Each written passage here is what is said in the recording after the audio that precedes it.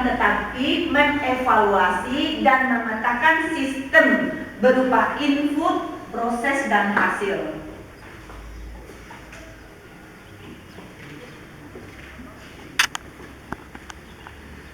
Asesmen nasional ini terdiri dari 3 bagian, yaitu 1 AKM, asesmen kompetensi minimum, 2 survei karakter, 3 survei lingkungan.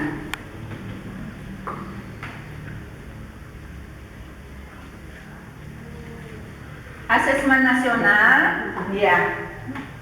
Nah, AKM itu bertujuan untuk mengukur capaian murid secara kognitif. Jadi kita mengukur capaian murid dari kognitif. Nah, survei karakter itu bertujuan untuk mengukur capaian murid dari hasil belajar sosiologi nasional. Kemudian yang ketiga, survei lingkungan belajar. Survei lingkungan belajar ini adalah untuk mengevaluasi dan memetakan aspek lingkungan belajar.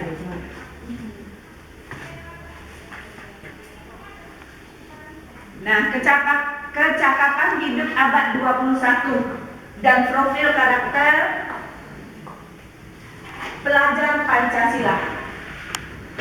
Ada 6 pilar, yaitu beriman, bertakwa kepada Tuhan Yang Maha Esa dan berakhlak mulia. Yang kedua, mandiri, bernalar kritis, berbineka global, bergotong royong, dan kreatif. Itulah yang harus kita tanamkan pada siswa kita sebagai pelajar Pancasila, tujuan asesmen nasional.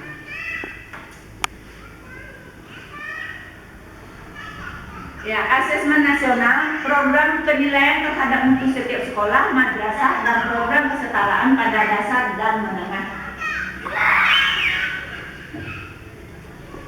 Literasi, numerasi, dan karakter. Itu materi yang akan kita capai dalam AKM. Nah, tujuannya mengukur kompetensi dasar literasi, membaca, dan numerasi siswa. Jadi nanti pembelajaran kita hanya dibagi dalam 2 bentuk, yaitu literasi membaca dan numerasi. Kemudian survei karakter. Nah, apa yang diukur dalam survei karakter ini? Yang dalam survei karakter ini kita mengukur sikap, keyakinan, kebiasaan yang mencermin karakter siswa. Kemudian yang ketiga nanti ada survei lingkungan belajar.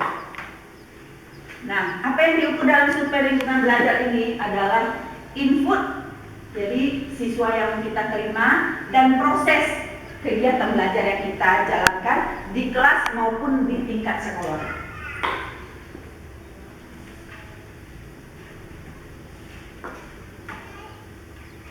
Nah, itu tadi kita simpulkan bahwa asesmen nasional itu ada 3 bagian. Jadi bukan AKM saja. 3 hal yang akan dinilai dalam asesmen nasional itu, yang mana yang pertama yaitu AKM, yaitu dalam bentuk kognitif yang berhubungan dengan literasi, membaca, dan numerisasi. Yang survei lingkungan itu yang berhubungan dengan 4 pilar Pancasila tadi, yang terdiri dari 6 butir. Dan untuk survei lingkungan itu memetakan aspek pendukung kualitas pembelajaran di lingkungan sekolah. Jadi ada 3 penilaian dalam asesmen nasional itu.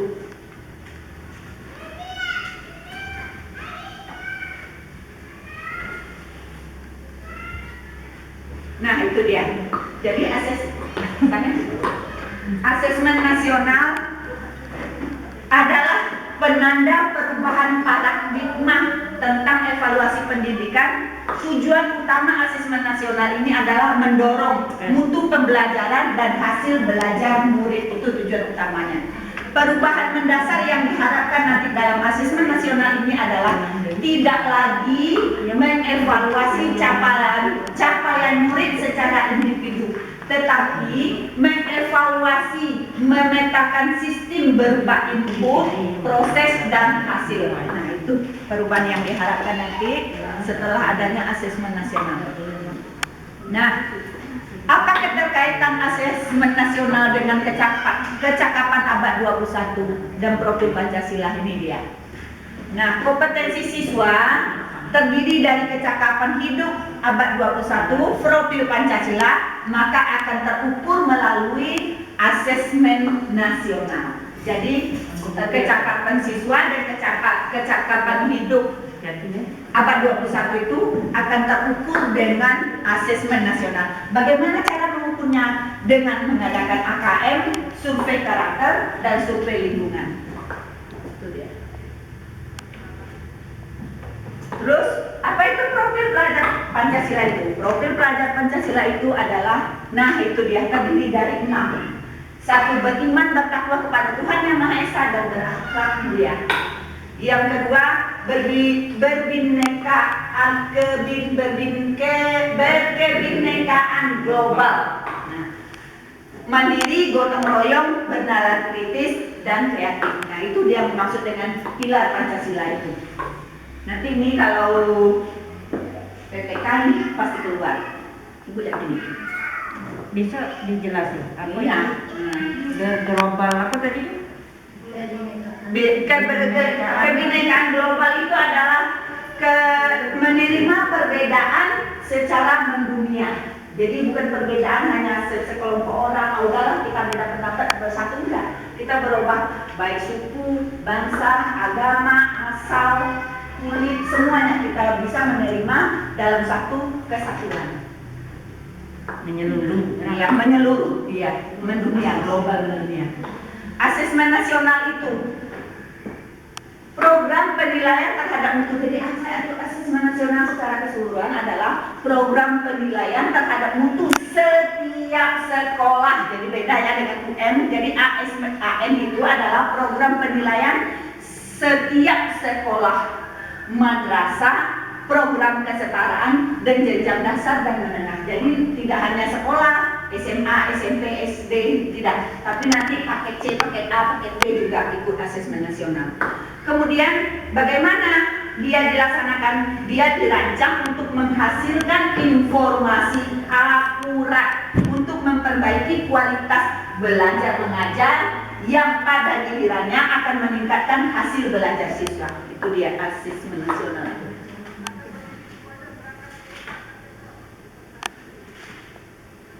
Nah, apa yang diharapkan nanti dari asesmen nasional? Yang pertama, menghasilkan informasi untuk 1. Perkembangan mutu dari waktu ke waktu.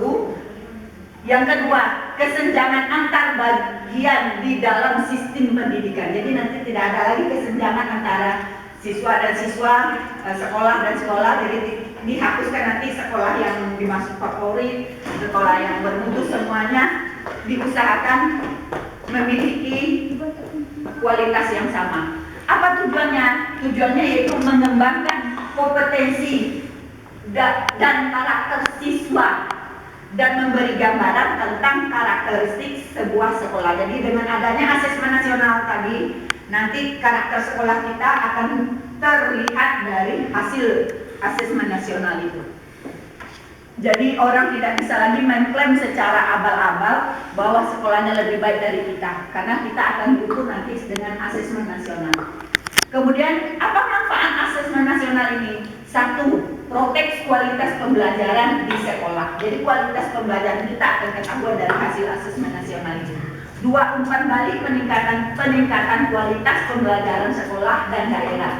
3. Dasar. Nah, jadi setelah ada asesmen nasional itu, kita menjadi dasar kita untuk menyusun program peningkatan kualitas pembelajaran di sekolah. Karena sekolah kita akan membuat nanti kurikulum sendiri, pembelajaran sendiri. Kita mengukur tingkat kemampuan anak kita sesuai dengan yang dia miliki. Jadi kita tidak memaksakan lagi anak kita. Nah itu, apa beda ujian nasional dengan asesmen nasional? Itu bedanya. Kalau ujian nasional, prosentase pada pencapaian hasil belajar hanya secara individu per orang. Tapi kalau asesmen nasional, mengevaluasi keterampilan dan menerapkan pengetahuan serta konsep melalui berbagai konteks kehidupan serta karakter profil Pancasila. Itu bedanya ya. Jadi secara keseluruhan. Yang kedua, memperbaiki pelajaran subjek siswa yang sama, itu kalau ujian nasional. Tapi kalau asesmen nasional, inovatif, pengembangan kompetensi, kemampuan bernalar.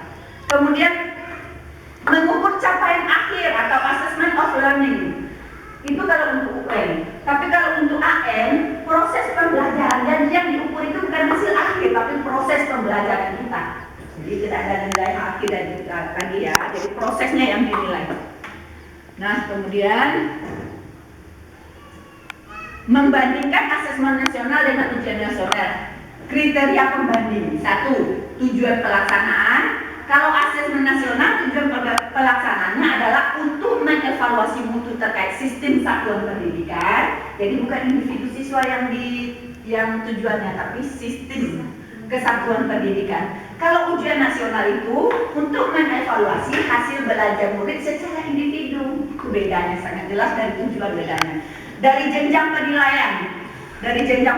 Kalau asesmen nasional itu dari SD atau MI, SMP, MTS, SMA atau MA, SMK, program kesetaraan, jenjang dasar dan menengah. Kesetaraan itu yang pakai A, B, C itu. Sedangkan ujian nasional hanya 3. Kita tidak boleh lagi ujian nasional SD kan. Nah, selama ini kita sudah tidak mengadakannya. Tapi kalau ujian nasional itu hanya mengukur SMP, MTS, SMA, MA dan SMK. Nah, itu bedanya sangat jelas di situ. Kemudian level siswa yang ikut yang ikut asesmen itu.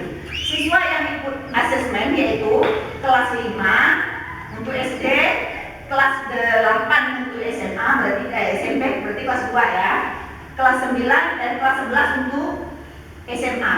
Jadi SMP kelas 5 untuk SD, kelas 2 untuk SMP, kelas 2 untuk SMA.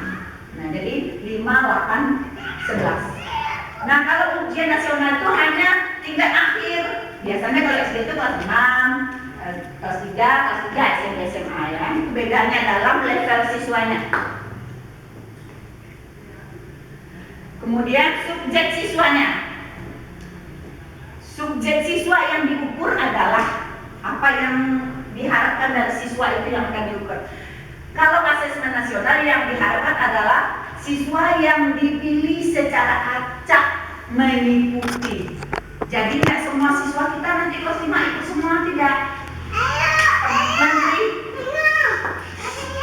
Menteri Pendidikan nanti atau ada mungkin orang yang nanti yang akan dituju akan memilih siswa kita secara acak yang diajak untuk mengikuti asesmen nasional, ya.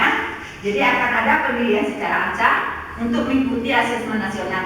Sementara untuk ujian nasional itu sensus. Kalau sensus itu artinya seluruh penduduk, seluruh siswa harus ikut ujian nasional. Tapi kalau asesmen nasional hanya siswa yang dipilih secara acak aja yang ikut. Kemudian model soal. Kalau untuk asesmen nasional soalnya lebih beragam. Ada pilihan ganda, ada pilihan ganda kompleks. Pilihan ganda itu memilih satu jawaban yang benar. Pilihan ganda kompleks itu memilih satu jawaban benar itu lebih dari satu, bisa 2. Kemudian menjodohkan isian singkat dan uraian. Sedangkan ujian nasional pilihan ganda dan isian singkat. Kalau SMP hanya pilihan ganda, kalau SMA dan SMK itu ada isian singkatnya. Nah, sasaran penilaiannya siapa? Kalau asesmen nasional, sasaran penilaiannya adalah kompetensi literasi, yaitu kompetensi membaca, kemudian numerisasi, dan karakter serta kualitas dan iklim satuan pendidikan yang mendukung pembelajaran. Jadi seluruhnya sasaran penilaian, bukan siswa saja. Kalau ujian nasional yang dari sasaran penilaian hanya penguatan terhadap mata pelajaran ya, secara individu dinilai. Kemudian metode penilaian untuk asesmen nasional adalah MST, ada Computer Research Multi-Step Adaptive Testing. Jadi berupa adaptasi nanti ya tesnya. Kalau Sedangkan ujian nasional CBT, yaitu pemilihan secara individu ya. Jadi nanti dia ada A, B, CBT itu artinya komputerisasi yang menilai jawaban yang betul, dan paper itu berdasarkan menulis di kertas ya. Terus selanjutnya, nah, asesmen nasional itu yang penting diingat. Asesmen nasional bukan pengganti ujian nasional. Asesmen nasional lebih memberikan gambaran yang lebih utuh dan luas mengenai mutu pendidikan, bukan hanya secara kognitif, namun juga karakter dan iklim belajar. Jadi kalau ditanya ujian nasional dihapus, ya, diganti dengan asesmen nasional, salah. Jadi asesmen nasional itu bukan pengganti ujian nasional, tapi penyempurna penilaian lembaga pendidikan. Nah, asesmen nasional ini dirancang untuk menghasilkan informasi akurat. Jadi tidak bisa lagi ditulis abal-abal berdasarkan kertas, karena ada penilaiannya secara menyeluruh untuk memperbaiki kualitas belajar mengajar yang pada gilirannya akan meningkatkan hasil belajar siswa. Nah, ya. Kemudian evaluasi ujian nasional. Nah, tumpuan yang selama ini kita terapkan untuk menilai hasil belajar siswa kita, ini yang biasa kita terapkan namanya UN, ujian nasional. Pertama, butir soal hanya mengukur kemampuan kognitif siswa. Input dan proses pembelajaran kurang dapat menggambarkan dengan baik. Kedua, kurang dapat dimanfaatkan guru untuk memperbaiki pembelajaran pada subjek siswa yang sama. Asesmen nasional inovatif bernalar. Bedanya ya. Kemudian ujian nasional kurang optimal sebagai alat untuk mengevaluasi mutu pendidikan secara nasional, sedangkan asesmen input dan proses pembelajaran kurang dapat tergambarkan dengan baik. Terus, nah, petunjuk dan teknis pelaksanaan asesmen nasional. Ini yang penting bagi kita ya. Asesmen nasional itu tadi sudah dijelaskan. Asesmen literasi itu terdiri dari memahami, menggunakan, mengevaluasi, dan merefleksi. Sedangkan asesmen numerasi itu terdiri dari memahami, mengaplikasi, dan menalar. Ya, bedanya ya. Nah, petunjuk dan teknik pelaksanaan asesmen nasional berbasis komputer bersifat adaptif. Ini yang disebut tadi, pertanyaan dan disajikan bergantung kemampuan siswa. Jadi tidak ditentukan dengan secara rata ya, tergantung kemampuan siswa. Nalar, Persatuan nalar siswa ya, iya, bukan? kemampuan siswa. Iya, Nah, nalar iya. anak itu kan tidak sama. Nah, iya betul. Nah, Iya betul. Iya betul. bukan dipatoki kan? Tidak dipatok. Peserta AKM 1, seluruh satuan pendidikan, jadi semua sekolah peserta AKM itu. Tidak semua murid, jadi dipilih nanti secara acak, atau kalau SD kita diambil dari kelas 5. Pemilihan sampel secara acak. Nah, itu nanti peserta AKM-nya itu seluruh satuan pendidikan, tidak semua murid, pemilihan sampel secara acak. Nah, itu. Nah, jenjang SD, MI, dan paket A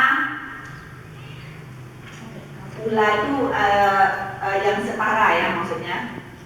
Hari pertama tes literasi 75 menit. Hari kedua tes numerisasi 75 menit. Jadi ada dua cuman harinya. SMP survei karakter 20 menit. Super karakter 20 menit.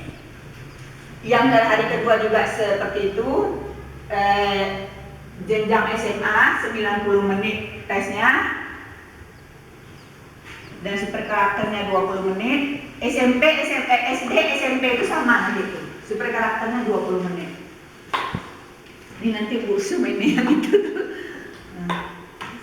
Yang lebih harus mendalami tentang itu. Kriteria peserta asesmen nasional. Siapa anak yang akan dipilih kriteria itu? Seluruh satuan pendidikan, tidak semua murid, pemilihan sampel secara acak, diambil dari kelas 5, 8, 11. Setiap peserta mengerjakan tes literasi membaca, tes literasi numerasi, survei karakter, dan survei lingkungan belajar. Nah, manfaat asesmen ketuntasan minimal itu apa? Sekarang kita masuk ke AKM ini yang akan kita laksanakan mulai hari ini dan seterusnya. Ini udah kita dulu, mungkin survei karakter belum. Kita mulai dari sini AKM. Nah, diperlukan individu untuk dapat hidup produktif di masyarakat, itu manfaatnya. Jadi setelah ada AKM itu bermanfaat untuk hidup produktif di masyarakat bagi anak kita nanti.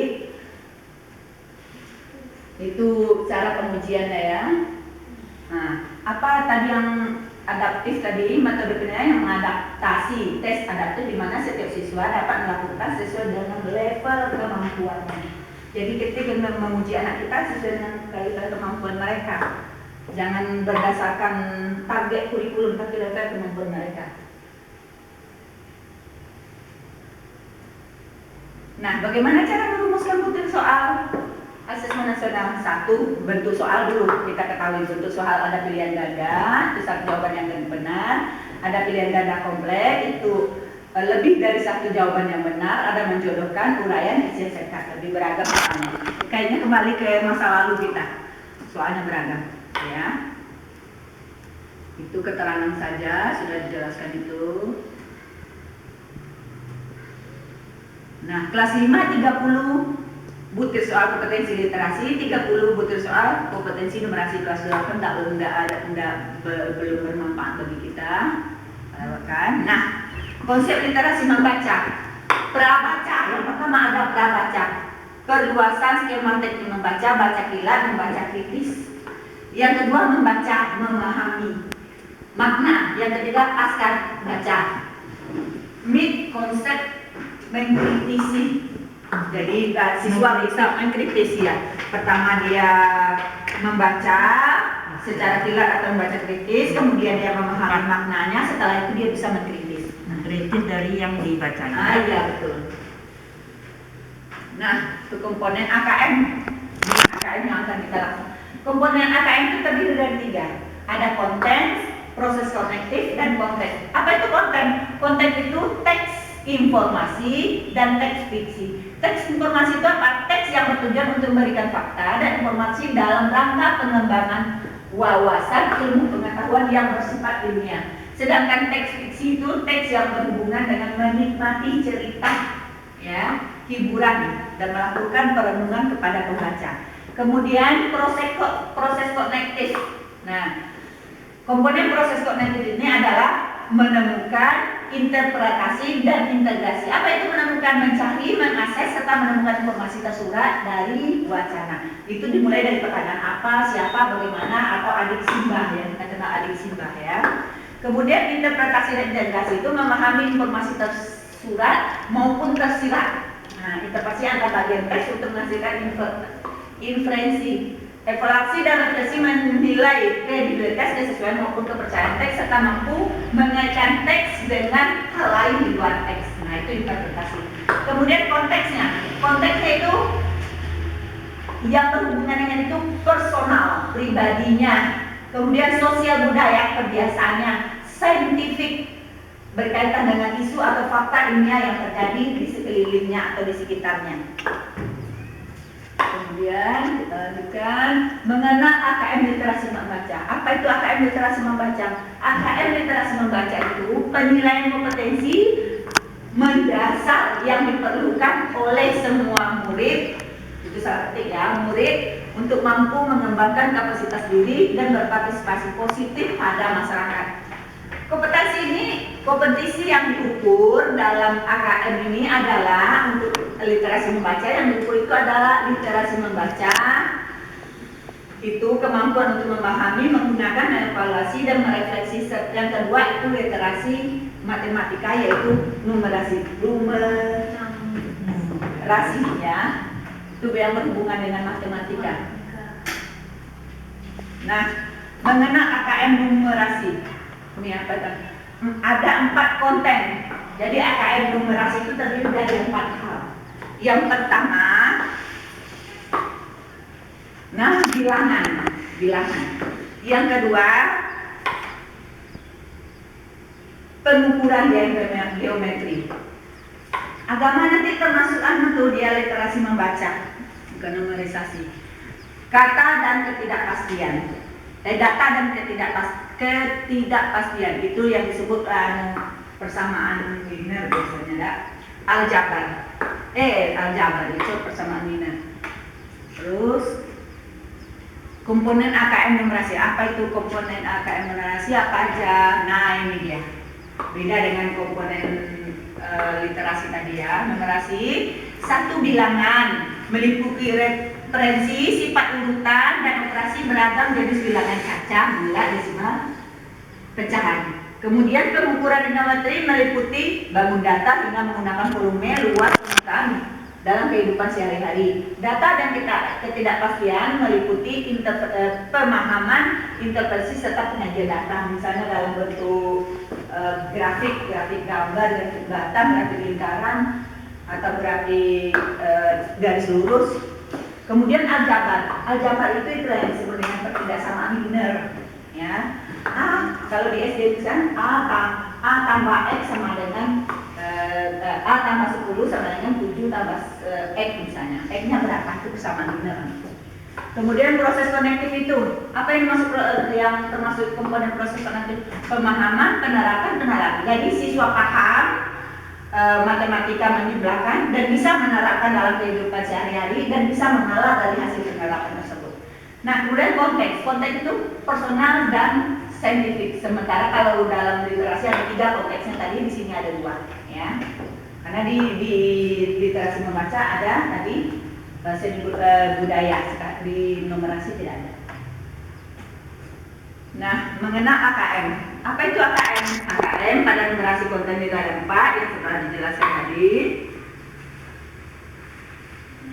Ini salah masuk, ini salah kamar ya, yang bawah ini. Ngetik ke ngantuan salah kamar ya. Level pembelajaran, ya. Level 1 itu kelas 1, kelas 2. Jadi yang sama kita di SD ini hanya terdiri dari 3 level. Level 1, level 2, level 3. Level 1 itu kelas 1 dan kelas 2. Nah, kalau untuk kelas 1 nanti 31 soal. Literasi fiksi 21 soal. Literasi teks informasi 25 soal. Kemudian untuk level 3, level 2 itu kelas 3 kelas 4, level 3 kelas 5 dan kelas 6. Bisa dibaca soalnya sendiri ya.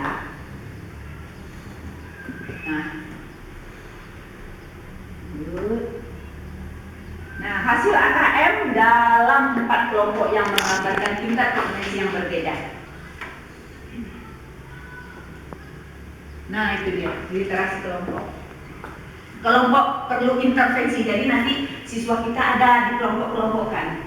Nah, jadi kelompok penilaian kita nanti tidak seperti biasa pakai ranking ya, tapi sekarang pakai kelompok. Ada kelompok perlu intervensi khusus, artinya memang di bawah standar masih mereka, di bawah AKM masih mereka. Di tingkat kompetensinya apa? Yang muridnya seperti apa yang termasuk teknik ini? Murid yang belum mampu menemukan dan mengambil informasi eksplisit. Nah, eksplisit yang ada dalam teks ataupun membuat intervensi sederhana. Itu termasuk yang di bawah AKM masih atau perlu intervensi khusus. Kemudian di atasnya ada tingkat dasar. Tingkat dasar itu murid yang seperti apa? Murid yang mampu menemukan dan mengambil informasi eksplisit yang ada dalam teks serta membuat interpretasi. Jadi kalau dia baca, dia sudah tahu makna bacaan dan dia bisa menginterferensi. Itu salah tulis, itu intervensi harusnya, intervensi sederhana. Nah, itu dia termasuk tingkat dasar. Kemudian ada lagi tingkat cakap. Cakap ini murid yang mampu membuat interpretasi dari informasi implisit yang ada dalam teks, mampu membuat simpulan dari hasil integrasi. Jadi siswa itu sudah mampu membuat sesuatu yang terdapat dalam teks dan mampu mengintegrasikan ke dalam beberapa informasi. Misalnya dia baca wacana A dan bisa menghubungkan dengan wacana B dan C. Nah, itu termasuk cakap.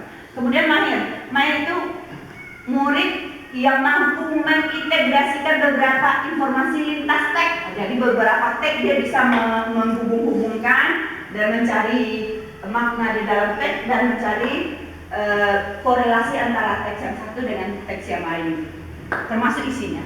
Itu dia. Jadi ada 4 bentuk tingkat anak kita. PIK, dasar, cakap, mahir. Jadi kalau yang dulu kita sebut mahir itu anak yang juara, sekarang tidak ada lagi. Nah, kemudian numerisasi. Numerisasi ini juga ada 4 tingkatannya. Yaitu yang PIK itu murid hanya memiliki pengetahuan matematika yang terbatas, jadi dia bisa hanya bilangan, menambah hanya 1, 2. Jadi apa yang kita ajarkan itulah yang dia bisa. Selain itu dia tidak bisa lagi, berarti dia termasuk perlu intervensi.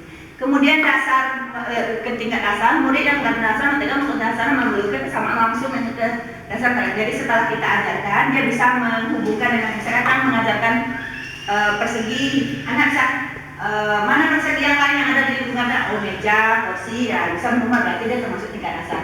Kemudian tingkat cakap, murid mampu mengaplikasikan. Jadi setelah kita mengajarkan misalnya persegi, bisa menghubungkan dengan lingkungan dan bisa membuatnya sendiri. Nah, tingkat mahir mampu menalar, dan setelah anak diajarkan mampu menghubungkan, membuat sendiri, dan bisa memberikan inovasi kepada yang dia buat dan menalar kembali apa yang dia buat. Nah, itu termasuk tingkat mahir. Ya, kita lanjutkan.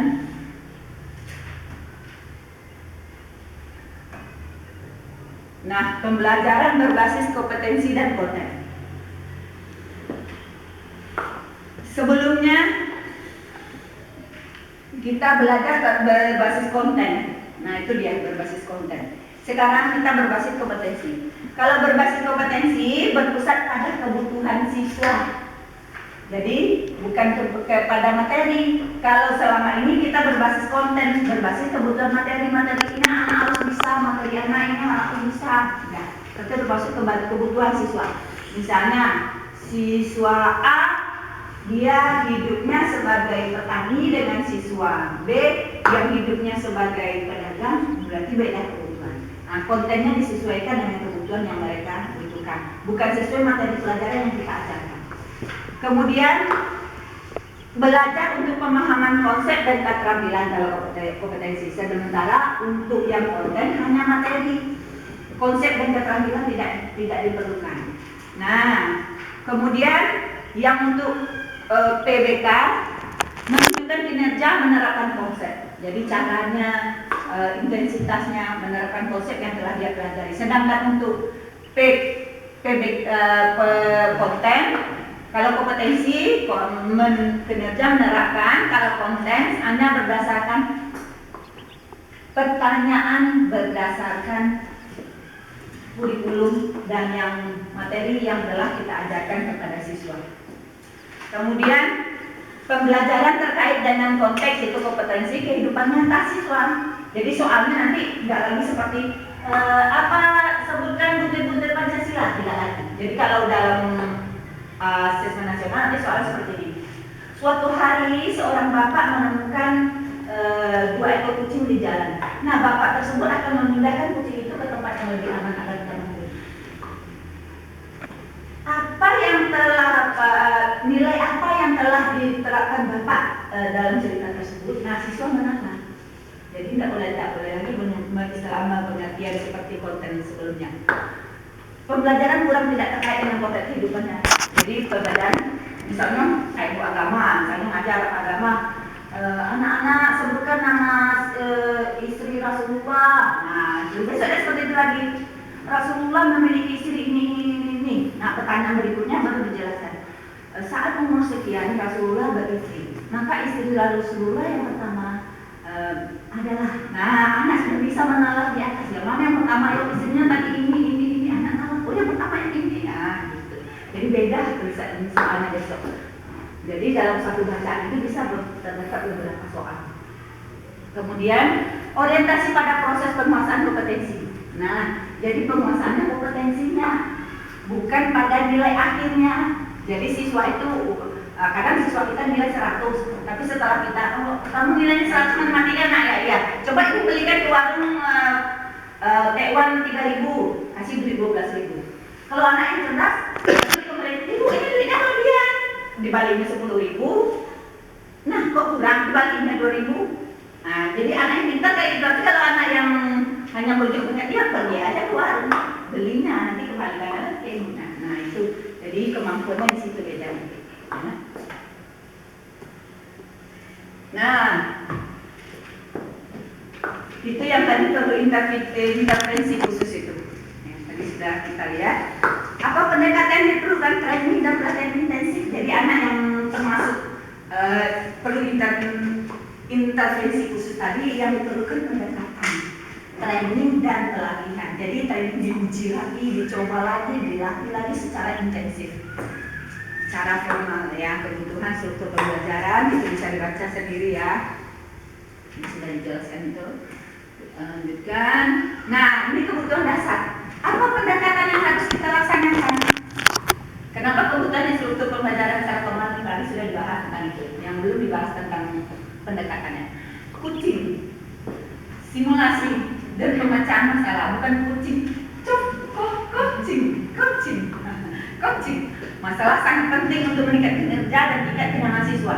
Jadi untuk tingkat dasar ini bukan latihan yang kita banyakkan, bukan intensifnya yang kita banyakkan, tapi kenyamanan siswa yang kita perlukan. Bagaimana anak itu senyaman mungkin dalam belajar, seenak mungkin dia dalam belajar, dalam mencapai kompetensi yang ingin. Jadi beda, setiap anak beda. Oh ini tingkat peak, ini tingkat dasar, ini beda.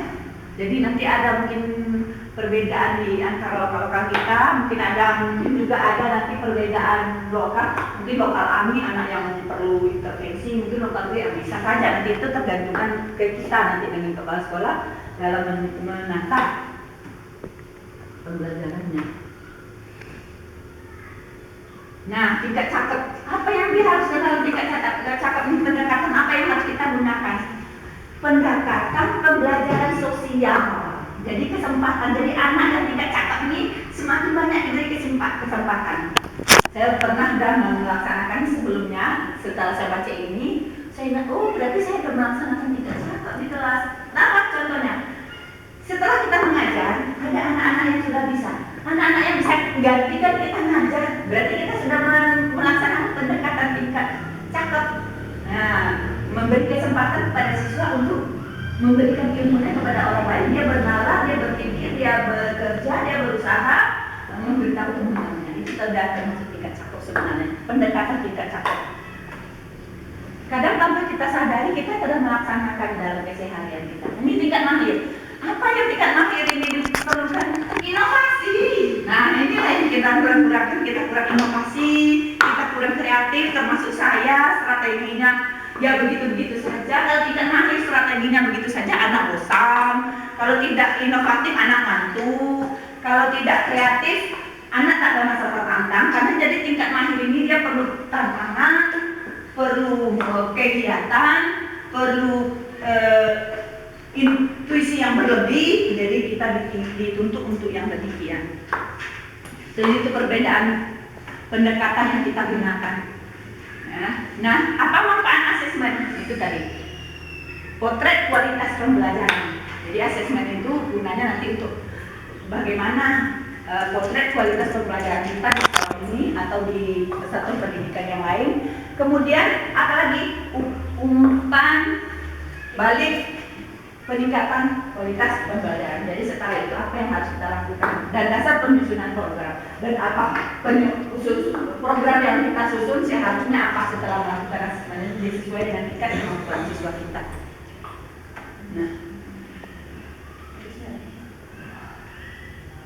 Nah, manfaat asesmen itu lagi kembali manfaat asesmen. Nah, itu segitiga belajar. Nah, ada belajar itu kalau ada segitiganya itu sudah dapat semua kita, insya Allah anak kita udah mampu hidup di abad ke-21. Apa itu segitiga belajar itu dia? Asesmen, kurikulum, pembelajaran. Jadi asesmen untuk menguji proses pembelajaran tentang kurikulum yang kita telah tetapkan. Maka menjadilah pengalaman murid dan kompetensi kepemimpinan sekolah, kompetensinya guru. Ya, itu dia. Jadilah pengalaman murid. Jadi ada asesmen, ada kurikulum, ada pembelajaran, dan diolah oleh kompetensi kepemimpinan sekolah, kepala sekolah bersama guru akan mencetak dari lingkaran kuning pengalaman belajar murid. Nah, itu dia. Nah, terima kasih. Itulah dia asesmen nasional. Mungkin ada kesempatan ya Bu ya. Nah, ada yang perlu ditanya, dibahas atau kita sharing atau beralih kritis, karena Saya sehebat-hebatnya manusia Boleh. pasti ada yang tidak tahu. Ya, saya boleh penguatan lah dikit sebagai motivasi lah untuk kita semua ya.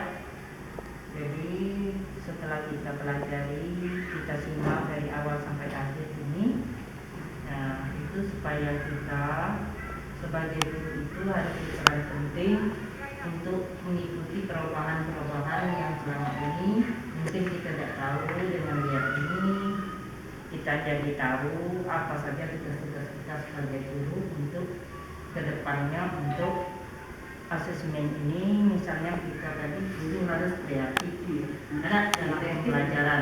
Nah, kreatif itu bagaimana tadi sudah dijelaskan oleh Gus. Kreatif itu adalah menerapkan segi-segi kemampuan anak di dalam berpikir. Nah, di dalam berpikir tentu pemikiran anak itu berbeda-beda. Kemampuannya berbeda-beda. Mungkin ada yang cepat menerima pelajaran, ada yang lambat. Mungkin di dalam keluarganya kan berbeda-beda. Tingkat ekonomi, lingkungan keluarga, lingkungan di masyarakat mungkin berbeda-beda anak tersebut. Jadi kita sebagai guru itu harus tahu karakter anak itu. Yang dikatakan karakter itu pribadi itu kalau dalam agama itu akhlak. Nah, jadi di dalam pembelajaran asesmen ini, saya sebagai kepala sekolah itu mengharapkan supaya guru itu harus berinovasi, kreatif dalam pembelajaran. Saya rasa itu. Jadi saya mungkin di antara rekan-rekan guru ada yang bertanya atau yang memberi penguatan untuk kita semua. Terima kasih. Ya, terima kasih Ibu Kepala Sekolah. Yang benar sekali kata Ibu Kepala Sekolah tadi, saat kita melakukan membuat program pembelajaran, mungkin ada hal penting yang kita perhatikan sebelum program itu jadi, yaitu lingkungan anak, lingkungan belajar anak, dan karakter anak. Nah, dengan demikian kita dituntut untuk berinovasi dan kreatif sebagai guru yang membuat dan menentukan program yang akan kita laksanakan di kelas kita, agar kelas kita menjadi kelas yang merdeka belajar. Bu Sylvia, terima kasih. Silakan yang lain. Mungkin ada Anas, Ada Anas, untuk penguatan kita ke depannya. Diana, Ririn, Mungkin dalam agama apa saja yang dipersiapkan nanti. Kita kan ini kita perubahan terus, sedap. Ada menteri baru, perubahan lagi, ada nanti ganti perubahan lagi. Itulah tugas kita sebagai guru. Jadi kita harus siap, mau tidak mau. Ada buku siap. Harus siap untuk kita maju bersama. Karena iya, sebagai guru kita adalah pembaca depan bagi siswa dan negara sebenarnya, ya. Jadi kita harus selalu berlari sekencang mungkin agar kita tidak dikejar dengan anak. Apalagi nanti gugus kita kan diacak tadi ya. Iya, diacak, dipilih anak diacak. Bukan kita yang itu dia yang tentukan. Dari kita anak diacak. Jadi memang kita siapkan anak. Sebenarnya anak kita harus siap. Diacak itu bukan kita, oh ini anak yang minta. Tidak bisa, Bu. Tidak. Orang ini yang menentukan. Orang yang menentukan. Itu yang kesulitan kita di situ. Tapi tujuannya bukan untuk kelulusan, tujuannya hanya untuk meneliti buku sekolah kita dan apa yang harus kita perbaiki. Di mana letak itu kita kelemahan kita ya di mana? Dan anaknya diuji tentang KM-nya, survei karakteran lingkungannya diuji. Itu diuji semua. Dari mulai dia datang sampai dia kembali, mungkin sampai dia di rumah dalam mengerjakan tugas dan tugas apa yang akan diberikan nanti. Mungkin sampai di situ kan kita jadi jawaban anak kalau kita beri soal itu tidak fokus. Misalnya jawabannya harus sama ini semua. Dia menalar. Menalar, jadi nalarnya itu harus sesuai dengan kehidupan dia. Iya. Silakan kalau ada. Kalau tidak ada, tidak ada ya.